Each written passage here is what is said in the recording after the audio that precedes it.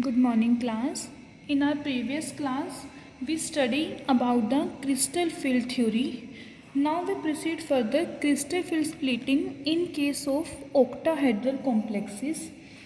We know that in octahedral complexes we have coordination number 6 means जो metal ion होगा वो centre में present होगा ऑक्टाहेड्रन के और जो 6 लिगेंड्स होंगे वो क्या होंगे 6 कॉर्नर्स पे होंगे और हमारे पास जो है टोटल 3 एक्सिस होंगे x axis y axis z axis like that.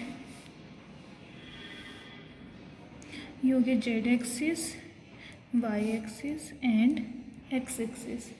अब अगर हम बात करते हैं कि जब हमारे पास जो है फ्री आयन है, फ्री आयन का मीन्स कि कोई भी लिगेंड प्रेजेंट नहीं है, उस केस में क्या होगा कि जो हमारे पास डी ऑर्बिटल्स है 5d ऑर्बिटल्स वो क्या होंगे डी जनरेट होंगे मीन्स सभी की जो एनर्जी है वो एनर्जी क्या होगी सेम होगी, डी जनरेट होंगे जब हमारे पास जो मेटल आयन है वो क्या होगा फ्री स्टेट में प्रेजेंट है।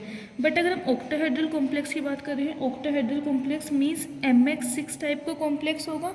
यहाँ पे जो है टोटल 6 लिगेंड्स प्रेजेंट होंगे। जब हमारे पास जो है 6 लिगेंड्स प्रेजेंट होंगे तो उस केस में जो डी ऑर्बिटल्स हैं उन वो जो है अब इक्वल एनर्जी के नहीं होंगे। अगर फ्री आयन प्रेजेंट है, मेरे पास फ्री मेटल आयन प्रेजेंट है, उस केस में तो क्या होगा 5 के 5 जो डी ऑर्बिटल्स हैं उनकी एनर्जी सेम होगी, डिसनरेट ऑर्बिटल्स होंगे।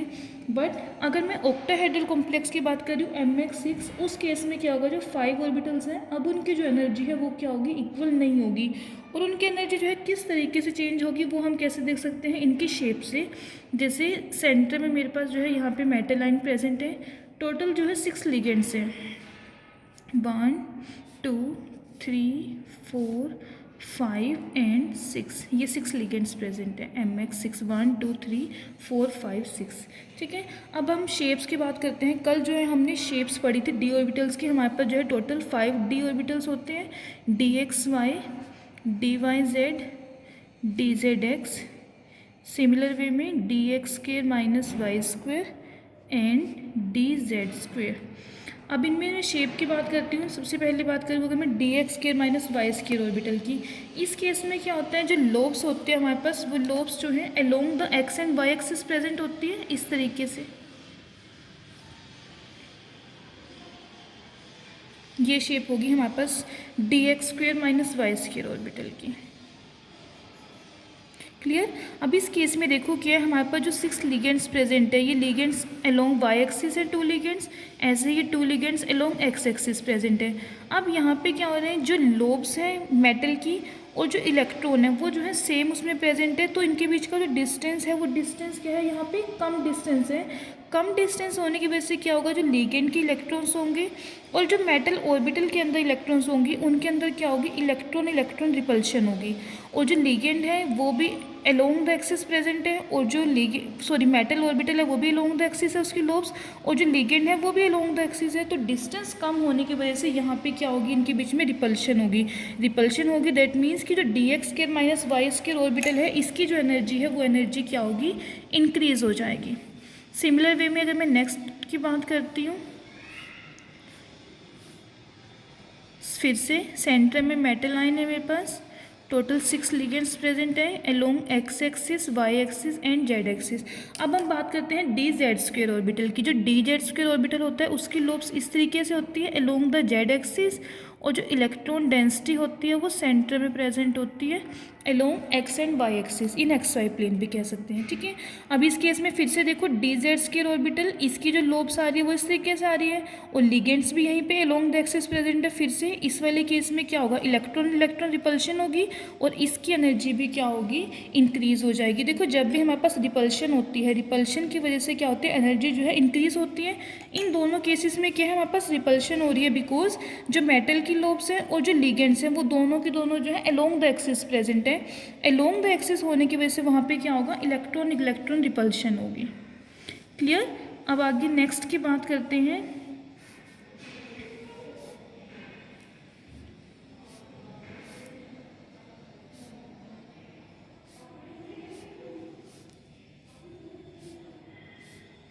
D x y similar way में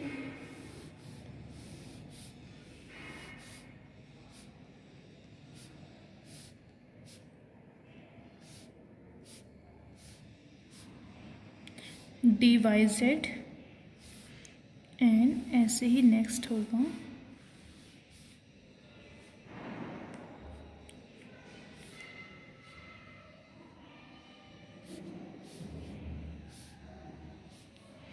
डी एक्स जेड। इन तीनों ऑर्बिटल्स की अगर हम लोब्स देखें, सबसे पहले बात करूँ डी एक्स वाई की। डी एक्स वाई के केस में क्या होगा, जो लोब्स होती है वो इन बिटवीन द एक्सिस होती है। इसकी जो लोब है ऐसे along x axis and along the y axis, इस तरीके से लोब हो जाएगी। सिमिलर वे में नेक्स्ट है d y z. D y z का मतलब है in between the y axis and z axis, ऐसे हो जाएंगे। अब अगर बात करते हैं डी जेड एक्स की,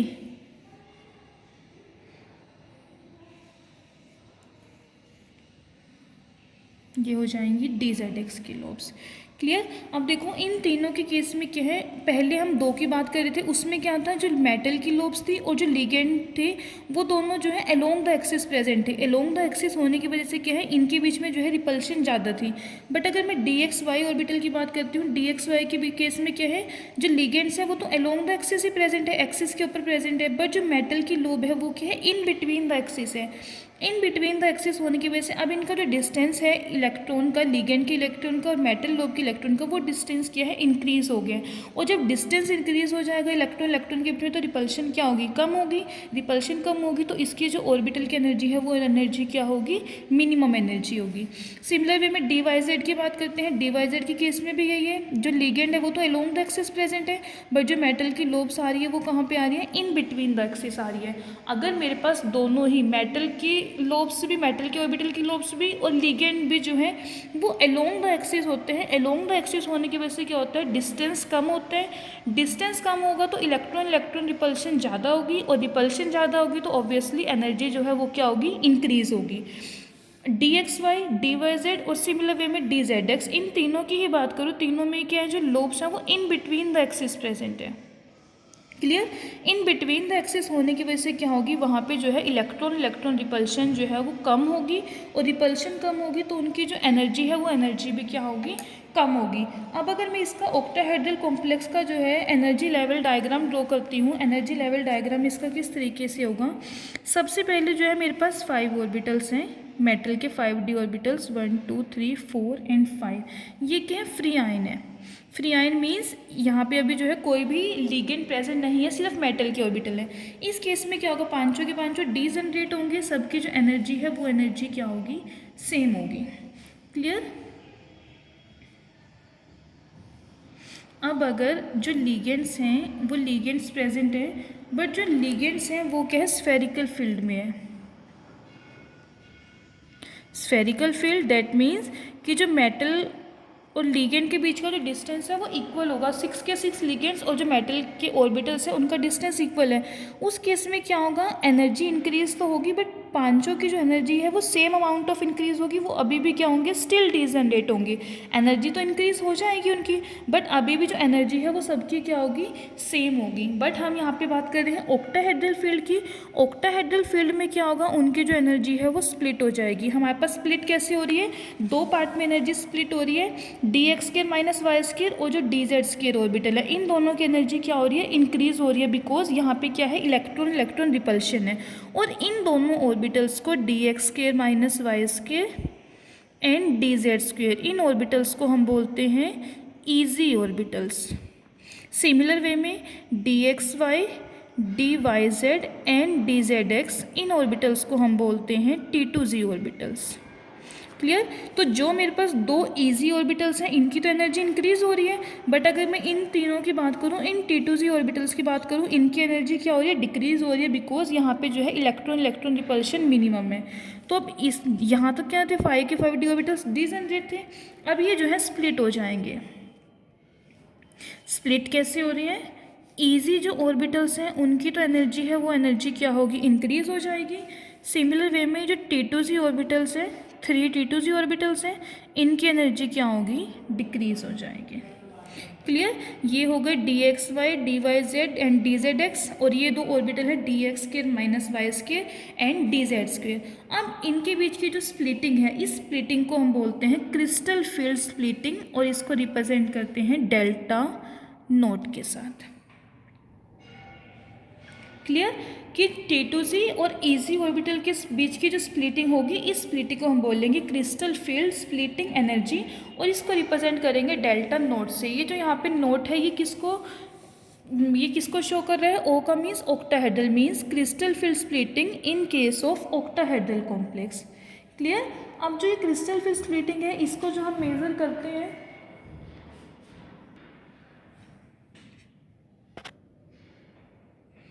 ठीक है, डेल्टा नोट जो O है यहाँ पे O रिप्रेजेंट करेगा ऑक्टाहेड्रल फील्ड को। क्लियर। अब जो हम ये क्रिस्टल फील्ड स्प्लिटिंग एनर्जी है इसको जो है एक और पैरामीटर से मेजर करते हैं, दैट इज़ DQ। और इन दोनों में रिलेशन क्या होता है? जो डेल्टा नोट होता है is equal to 10 DQ। Clear. अब जो मेरे पास ये एनर्जी है delta naught equals to 10 DQ total energy. अगर मैं इनको रिप्रेजेंट को, ये जो है सेंटर की मेरे पास लाइन जा रही है, इससे जो नीचे की ये वाली एनर्जी होगी ये हो जाएगी 4 DQ और 0.4 डेल्टा नोट। अगर मैं DQ की पैरामीटर में मेजर करूँ तो 4 DQ हो जाएगी, अगर डेल्टा नोट के में करें तो 0.4 डेल्टा नोट। सिमिलर वे में जो ये ऊपर वाली एनर्जी है इसको बोलेंगे 6 DQ। टोटल 10 है ना मेरे पास, नीचे वाली 4 होगी तो ऊपर वाली 6 हो जाएगी, और 0.6 डेल्टा नोट। क्लियर। अब देखो यहाँ पे ना एक रूल होता है मेरे पास, जैसे सेंटर ऑफ ग्रेविटी का रूल होता है ऐसे ही एक रूल होता है जिसको बोलते हैं बैरी सेंटर रूल। बैरी सेंटर रूल के अकॉर्डिंग क्या है कि जो मेरे पास ये क्रिस्टल फील्ड स्प्लिटिंग हो रही है ये इस तरीके से होगी कि एवरेज एनर्जी जो होगी इन डी ऑर्बिटल्स की, वो एवरेज एनर्जी क्या होगी? चेंज नहीं होगी। ठीक है। बैरी सेंटर रूल के अकॉर्डिंग क्या है कि जो स्प्लिटिंग होगी वो इस वे में होगी कि जो एवरेज एनर्जी है, average energy of d orbitals does not change। Means कि डिक्रीज जो हो रही है एनर्जी की, अब ये जो ऑर्बिटल्स है 3 ऑर्बिटल्स जो है ये लोअर एनर्जी की है, इनकी एनर्जी क्या हो रही है? डिक्रीज हो रही है। जितना इनकी अमाउंट ऑफ एनर्जी डिक्रीज होगी सिमिलर अमाउंट में उतना ही एनर्जी इनकी क्या होगी? इंक्रीज होगी। अब देखो जैसे मैं अगर नीचे वाले की बात करती हूँ 4 DQ एनर्जी डिक्रीज हो रही है, टोटल हमारे पास 3 ऑर्बिटल्स है तो तीनों की एनर्जी कितनी हो जाएगी? 4 × 3 12 DQ। जो डिक्रीज हो रही है एनर्जी वो कितनी होगी? 12 DQ minus 12 DQ। Clear. Similar में मैं ऊपर वाले की बात करूँ इसकी एनर्जी कितनी है? 6 DQ। ये एनर्जी क्या हो रही है? इंक्रीज हो रही है। टोटल मेरे पास कितने ऑर्बिटल्स हैं? 2 ऑर्बिटल्स हैं तो इसकी हो जाएगी प्लस 12 DQ। तो ओवरऑल एनर्जी का जो चेंज हो गया वो 0 हो गया ना। दैट मीन्स कि जितना एनर्जी में डिक्रीज होगा उतना ही सेम अमाउंट जो है एनर्जी में इंक्रीज भी होगा। ओवरऑल जो है वो कोई भी एनर्जी में चेंज नहीं आएगा। क्लियर टू यू कि टोटल मेरे पास 4 DQ एनर्जी में डिक्रीज हो रहा है, 3 ऑर्बिटल से तो 4 × 3 12 DQ उनकी एनर्जी हो जाएगी माइनस 12 DQ बिकॉज डिक्रीज हो रहा है एनर्जी में। सिमिलर वे में एनर्जी इंक्रीज हो रही है, एक ऑर्बिटल की 6 DQ और टोटल 2 ऑर्बिटल से तो एनर्जी कितनी हो जाएगी? 12 DQ। तो ओवरऑल जो नेट एनर्जी में चेंज आ रहा है वो ओवरऑल चेंज कितना होगा? 0 होगा। वो चेंज नहीं होगा। जितना अमाउंट एनर्जी का डिक्रीज होगा उतना ही अमाउंट एनर्जी का क्या होगा? इंक्रीज हो जाएगा। क्लियर। इसको जो है डेल्टा नोट के टर्म में जो मैंने लिखी वो इस तरीके से भी लिख सकते हैं कि जो इजी ऑर्बिटल है उनकी जो एनर्जी होगी वो 3/4 डेल्टा क्यू से जो है इंक्रीज हो जाएगी। 3/4 को अगर आप सोल्व करोगे फ्रैक्शन में तो वही आ जाएगा 0.6 डेल्टा नोट जो मैंने पीछे लिखा है। क्लियर। कई बुक्स में ऐसे भी लिखा होता है तो इसमें कंफ्यूज नहीं होना है कि 3/4 डेल्टा नोट से उनकी एनर्जी इंक्रीज हो रही है। सिमिलर में जो T2G ऑर्बिटल है उनकी जो एनर्जी होगी वो 2/5 डेल्टा नोट और इसको बोलेंगे 0.4 डेल्टा नोट। इससे एनर्जी क्या होगी? डिक्रीज होगी। ओवरऑल जो एनर्जी होगी वो एनर्जी क्या होगी? इक्वल होगी, कोई भी उसमें चेंज नहीं आएगा। क्लियर। अब आगे बात करते हैं, अभी तो थी क्रिस्टल फील्ड स्प्लिटिंग एनर्जी, अब बात करते हैं क्रिस्टल फील्ड स्टेबलाइजेशन एनर्जी। इसको शॉर्ट फॉर्म में लिखते हैं CFSE, that is crystal field stabilization energy. Crystal field stabilization energy क्या होती है? पहले इसकी डिफाइन बता देती हूँ फिर समझाती हूँ। Amount of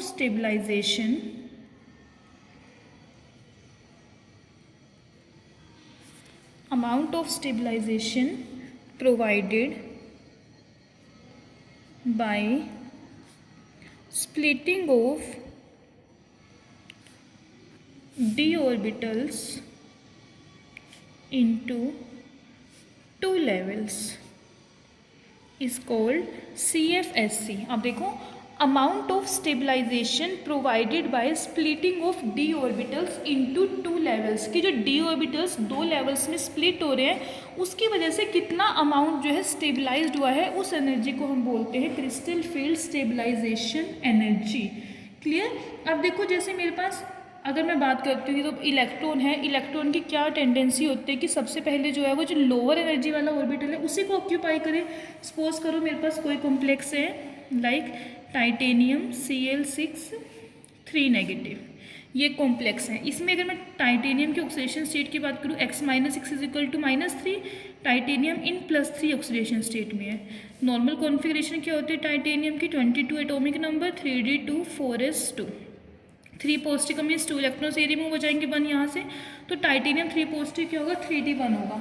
3d1 means D में जो है सिर्फ एक इलेक्ट्रॉन है, तो उसकी इलेक्ट्रॉन की ये टेंडेंसी होती है कि वो लोअर एनर्जी ऑर्बिटल को ही ऑक्यूपाई करे। तो मेरे पास 3 ऑर्बिटल्स हैं T2z वाले और 2 ऑर्बिटल्स हैं EZ वाले, तो इसमें से जो एक इलेक्ट्रॉन है वो किस में जाएगा, T2z लेवल में जाएगा ना। तो ये एनर्जी क्या हो रही है, डिक्रीज हो रही है। और जो एनर्जी होती है और स्टेबिलिटी होती है दोनों में क्या होता है, इन्वर्स रिलेशन होता है ना। अगर एनर्जी डिक्रीज हो रही है तो स्टेबिलिटी क्या होगी, इंक्रीज होगी। तो मीन्स इन डी ऑर्बिटल्स की वजह से, इन डी ऑर्बिटल्स की स्प्लिटिंग की वजह से जो स्टेबलाइजेशन मिली, इस स्टेबलाइजेशन को हम बोलते हैं CFSC, that is crystal field stabilization energy. Clear हुआ कि जो मेरे पास एक ऑर्बिटल में इलेक्ट्रॉन है, पहले तो जो पांचों के पांचों डी ऑर्बिटल्स थे वो सारे के सारे डीजनरेट थे, इस तरीके से ये एक इलेक्ट्रॉन यहाँ पे आ गया। बट क्रिस्टल फील्ड स्प्लिटिंग की वजह से क्या हुआ, ये जो ऑर्बिटल्स हैं ये 2 पार्ट्स में स्प्लिट हो गए, 3 orbitals of lower energy and 2 orbitals of higher energy. अब जो ये एक इलेक्ट्रॉन है ये कहाँ जा रहा है, लो एनर्जी में जा रहा है ना। पहले इसकी एनर्जी इतनी थी, अभी इससे लो एनर्जी में जा रहा है। तो लो एनर्जी होने की वजह से ये जो ऑर्बिटल होगा ये क्या होगा, कॉम्प्लेक्स स्टेबल हो जाएगा, और इस एनर्जी को हम बोल लेंगे crystal field stabilization energy. Clear हुआ। अब जो हमारे पास क्रिस्टल फील्ड स्टेबलाइजेशन है, हमें अब इलेक्ट्रॉन्स के लिए काउंट करनी है, तो किस तरीके से होगी, जो ऑर्बिटल T2z ऑर्बिटल को, जो इलेक्ट्रॉन T2z ऑर्बिटल को ऑक्यूपाई करेगा उसकी जो एनर्जी है वो स्टेबलाइज हो जाएगी किससे, -4d³ से।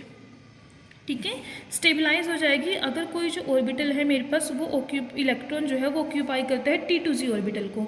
सिमिलर वे में जब ये T2z ऑर्बिटल फिल हो जाएंगे तो इलेक्ट्रॉन कहाँ पे जाएगा, EZ ऑर्बिटल में।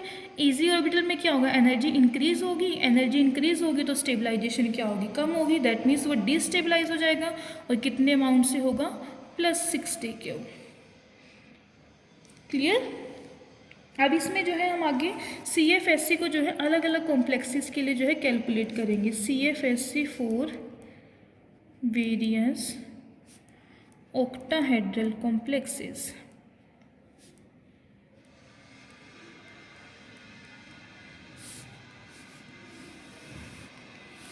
ठीक है, ये इंपॉर्टेंट है, पेपर में पूछा जाता है इससे रिलेटेड क्वेश्चन कि हमें CFSC जो है कैलकुलेट करनी है। 1 बाय 1 हम सबकी कैलकुलेट करेंगे। सबसे पहले बात करती हूँ मैं D1 सिस्टम की। ठीक है, बस आपको जो है ये ऑर्बिटल्स ड्रॉ करने इस तरीके से 1 2 3 4 एंड 5। एक ही इलेक्ट्रॉन है, मीन्स ये लोअर T2z ऑर्बिटल में आ जाएगा। इसकी जो है हमें CFSC कैलकुलेट करनी है। CFSC is equal to total number of electrons कितने, 1, और इसकी एनर्जी क्या है, लोअर एनर्जी कितने से लोअर हो रही है, -4d³ से, तो इसको मल्टीप्लाई कर देंगे -4 के साथ, तो ये एनर्जी आ जाएगी -4d³। क्लियर। सेकेंड बात करते हैं D2 सिस्टम।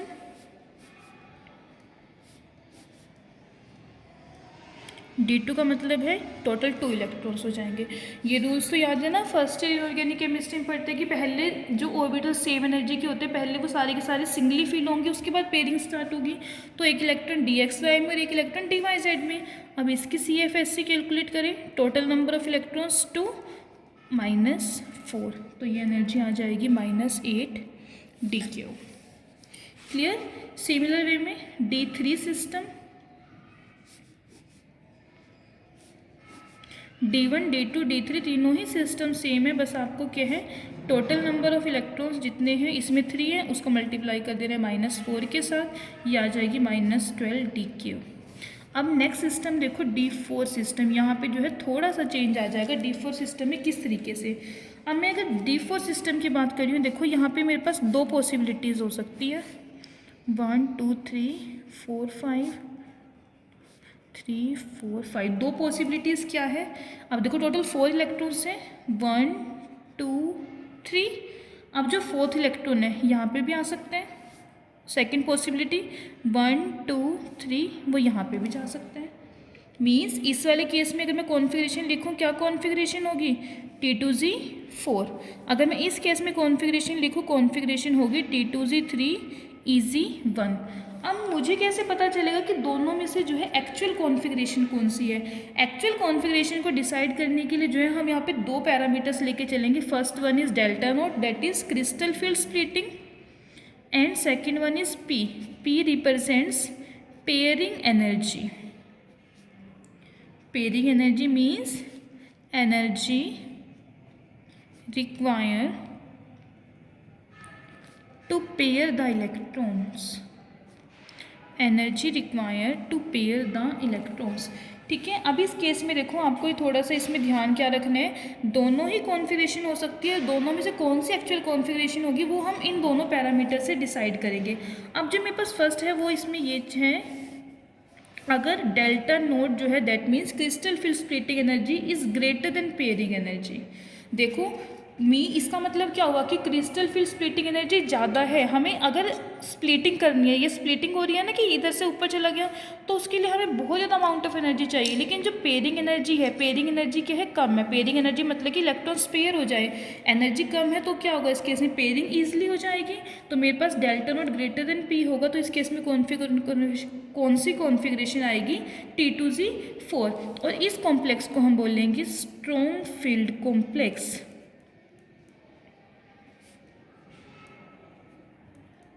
ठीक है। और यहाँ पे देखो टोटल अनपेड इलेक्ट्रॉन्स कितने हैं, 2 हैं। कम है ना अनपेड इलेक्ट्रॉन, इस केस में टोटल अनपेड इलेक्ट्रॉन्स 4 है, इस केस में 2 है, तो इसको हम बोलेंगे लो स्पिन कॉम्प्लेक्स। इस चीज़ का ध्यान रखना है, ये जो कॉम्प्लेक्स होगा, if delta naught is greater than P means कि क्रिस्टल फील्ड स्प्लिटिंग एनर्जी ज़्यादा है as compare to pairing energy. उस केस में क्या होगा, इलेक्ट्रॉन्स की पेयरिंग हो जाएगी। इलेक्ट्रॉन्स की पेयरिंग हो रही है तो स्ट्रॉन्ग फील्ड कॉम्प्लेक्स बनेगा। एंड सेकेंड थिंग, जो नंबर ऑफ अनपेयर्ड इलेक्ट्रॉन्स है वो भी लेस होंगे, तो जो कॉम्प्लेक्स होगा वो क्या होगा, लो स्पिन कॉम्प्लेक्स होगा। ठीक है। कॉन्फ़िगरेशन क्या होगी इसकी, T2Z4। सेकेंड वे में बात करें, if delta note is less than P, less than P है, तो इस केस में जो कॉम्प्लेक्स बनेगा वो क्या होगा, वीक फील्ड कॉम्प्लेक्स। बिकॉज हमें अगर पेयर करना है, पेयर करने के लिए हमें लार्ज अमाउंट ऑफ एनर्जी चाहिए। स्प्लिटिंग कम है तो पेयरिंग नहीं होगी, इलेक्ट्रॉन जो है इजी ऑर्बिटल में चला जाएगा। नंबर ऑफ अनपेयर्ड इलेक्ट्रॉन्स ज़्यादा है, तो इस कॉम्प्लेक्स को हम क्या बोलेंगे, हाई स्पिन कॉम्प्लेक्स। और कॉन्फ़िगरेशन क्या होगी, T2Z3 EZ1। क्लियर। अब इसके लिए कैलकुलेट करते हैं। पहले लो स्पिन कॉम्प्लेक्स के लिए कैलकुलेट करें।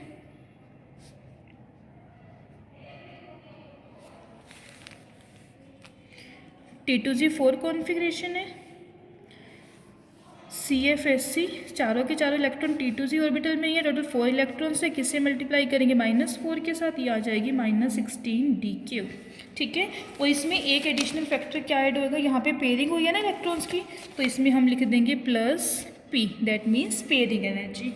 क्लियर। सिमिलर वे में अगर मैं हाई स्पिन कॉम्प्लेक्स के लिए कैलकुलेट करूँ, हाई स्पिन कॉम्प्लेक्स की क्या कॉन्फ़िगरेशन है, T2Z3 EZ1। इस केस में देखो कैसे कैलकुलेट करोगे, टोटल 3 इलेक्ट्रॉन्स हैं T2Z में। T2Z की एनर्जी कितनी होती है, -4, +1 इलेक्ट्रॉन है EZ में, इसकी होती है +6। -12 + 6 is equal to -6 DQ। Clear है ये। अब देखो अगला सिस्टम, D5 सिस्टम। अब यहाँ पे D5 सिस्टम की अगर हम बात करते हैं फिर से, इस केस में क्या होगा, इसमें भी 2 केसेस होंगे,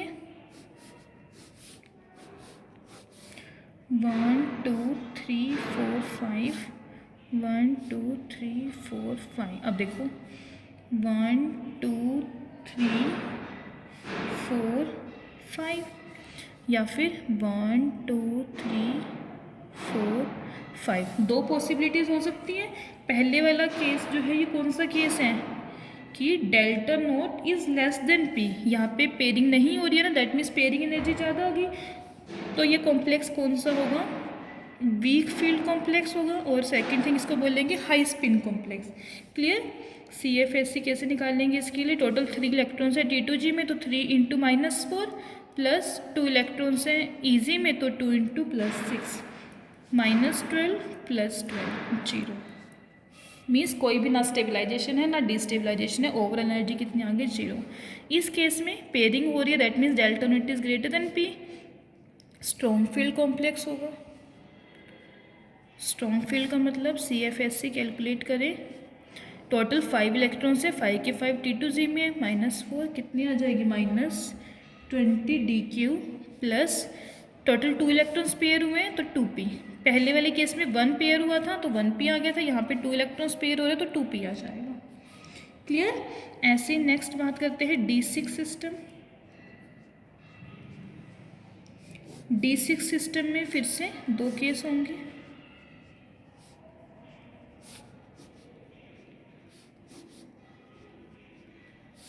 one two three four five के 5 पहले सिंगली फिल हो गई, अब इसके बाद 6।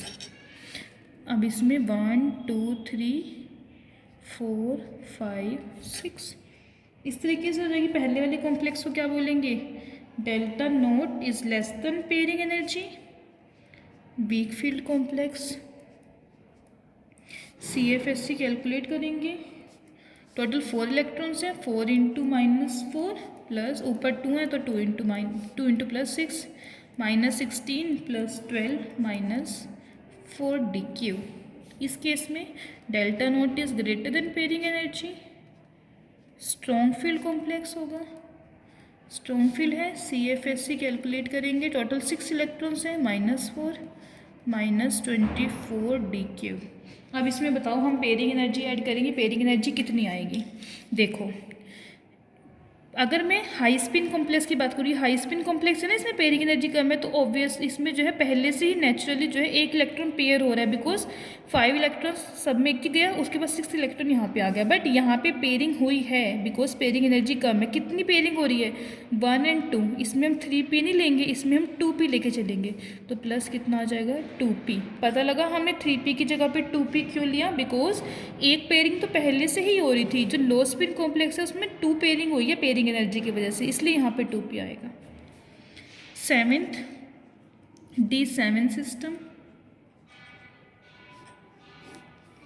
इसमें फिर से 2 केस, 1 2 3 4 5 1 2 3 4 5 1 2 3 4 5 6 7। इसमें 1 2 3 4 5 6 अब पेयरिंग सारी होगी तो एक इलेक्ट्रॉन कहाँ जाएगा, ऊपर जाएगा। ठीक है। इस केस में delta naught is less than P, weak field complex. CFSC calculate करेंगे, टोटल 5 इलेक्ट्रॉन्स हैं, 5 into -4 plus 2 into +6 -20 plus 12 -8 DQ। इस वाले केस में delta naught is greater then pairing energy, strong field complex होगा। CFSC कैलकुलेट करेंगे, total 6 electrons हैं, 6 into -4 plus 1 into 6 -12 plus 6 कितनी आ जाएगी -6 DQ। अब देखो इसमें पहले से 2 पेयर हो रहे हैं, यहाँ पे एक पेयरिंग एक्स्ट्रा हुई है ना, तो बोला +1p। ठीक है, एक सेकेंड, हाँ 24 6 4 24 -24 प्लस 6 18 -18 DQ। क्लियर।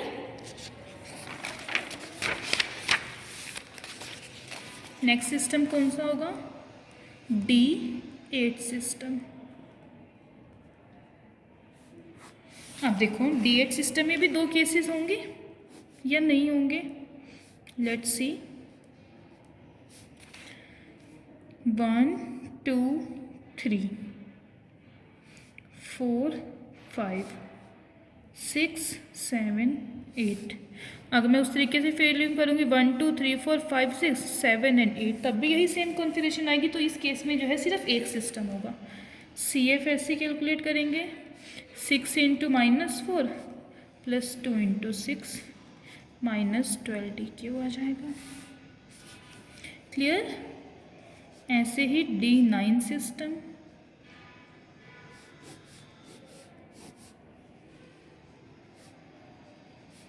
1 2 3 4 5 6 7 8 9, इसमें भी सिंगल ही केस होगा। 6 into -4 DQ plus 3 into 6 DQ -24 plus 18, ये कितना आ जाएगा -6 DQ।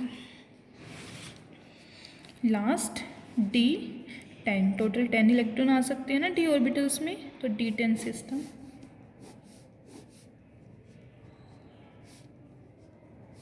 1 2 3 4 5 6 7 8 9 एंड 10। ठीक है, इसकी CFSE कैलकुलेट करोगे 6 into -4 plus 4 into 6 -24 plus 24, that's equal to 0। Clear. So it is all about crystal field splitting in case of octahedral complexes। Clear. इसको questions को जो है एक बार देखिए, खुद से ट्राई करना कैलकुलेट करने की। क्वेश्चन जो है एग्जाम में इस तरीके से आता है कि determine the CFSE for this complex. आपको सिर्फ ये देखना है कि वो कौन सा सिस्टम है, D1 सिस्टम है, D2 सिस्टम है, या फिर कौन सा सिस्टम गिवन है। क्लियर। इसको एक बार ट्राई करना। अगर कोई भी इसमें डाउट वगैरह होता है तो जो हमारी नेक्स्ट लाइव क्लास होगी उसमें वो डाउट क्लियर करेंगे, और जो नेक्स्ट लेक्चर होगा अब उसमें हम कैलकुलेट करेंगे crystal field splitting in case of tetrahedral complexes. Okay, thank you.